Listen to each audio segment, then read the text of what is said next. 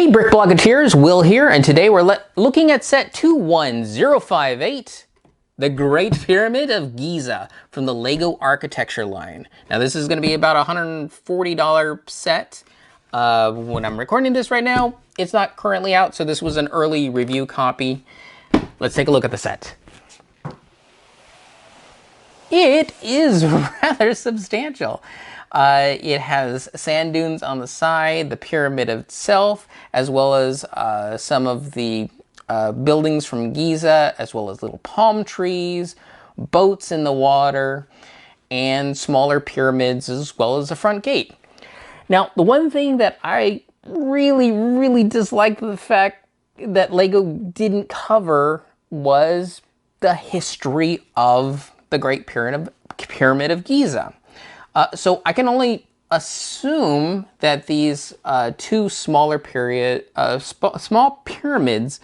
are the Khafre and the Menkora. They are two other major pyramids found near the Great Pyramid of Giza. Now, the Great Pyramid of Giza was for the pharaoh Khufu from the 4th dynasty, and there are 3 tombs found in there. Now, in the whole creation of this model, you only create one of the tombs. Now, one of the tombs was actually special, and you get to see it in the back.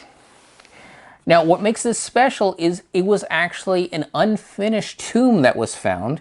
It was through a crack in the foundation, so you see the crack starting here near the foundation, and as it goes up, it reveals that little tomb. And they make a really neat use of a ingot to represent the top of the sarcophagus. In fact, the smaller 2 pyramids, deep inside them, even though you don't see them and it's not made to be lifted up, they actually put a little 1x2 plate with an ingot on there to show they also have sarcophaguses.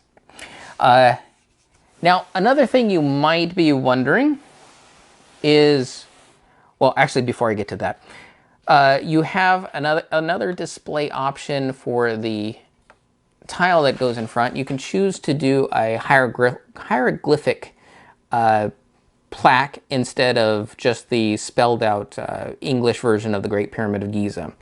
And I'm not sure if you noticed, but while I had it turned around, let's turn it around again. There is 2 axle holes. Now, they sneak in an axle hole that's actually stored underneath the entire model. And now, if you have 2 of these models, you can use one axle here, one axle from the other one, stick them together, look at it on the side, and have one giant pyramid. As it is, you only get half the pyramid. Now, why is the pyramid white? This is another thing they didn't cover in the history. When the pyramid was finished, it had white limestone as the outer casing. Over the years, all of that has worn off. In fact, they don't even know where the capstone of the pyramid is. So this is not normally what you see. This is what you would have seen once it was done after it got built over 27 years. That's how long it took for all this to take place. Now, during that process, they would have 4,000 workers, skilled workers, working round the clock, all year round, living in camps near the Great Pyramid site itself.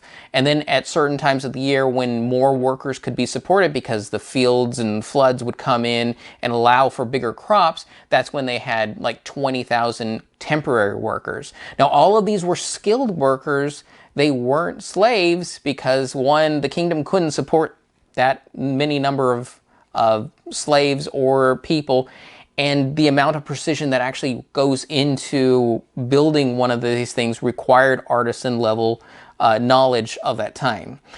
You do have even an obelisk off to one side over here. These are dotted around the Egyptian landscape. There are even a series of sphinxes leading up over here. I do know that's part of the Great Pyramid complex. I can't remember for the life of me what they're called. They actually do have a specific name. But if you don't want the look of the finished final pyramid, they do something very interesting which is not really seen in architecture sets. This is nothing more than a shell that you can lift off and reveal the pyramid being built in progress. So this is not necessarily what you see today, even though this is the more typical color of limestone that's revealed. This was the underlying structure. The reason why this is actually in the past is because you can see them dragging up the capstone, you know, trying to get it in position for the top. Additionally, they built a little micro sled, which is how all this was built, is using ramps and sleds. They actually didn't have wheels. So you'd have something like 18 men dragging a like 6-ton block just to put it in place. And sometimes even the bigger blocks, it required just that many more people to drag it all in place. The only other type of material you'll used in terms of the main structure is various granites, and you'd actually see that in the tombs. Otherwise, to add extra levels of detail, you had flooring of things like basalt and alabaster. Now keep in mind, Egypt is known for having a wide variety of stones, so they had more materials than most. Now overall, the entire thing did lose height when this top layer actually eroded away. At its fullest height, when it was still in place, this would be equivalent to a 35-story building. And you can actually see that in relationship to the 1- and 2-story buildings that are at the base down here in front of the model. So overall, this is a fantastic model. I like monuments for the architecture line a little bit more than I do the buildings, because there's just a little bit more history. Unfortunately, when it comes to this one, you're going to actually have to go out of your way to find the history and look at it yourself, even though they built it straight into the model. Very strange. But again, set 21058, the Great Pyramid of Giza, and it's great.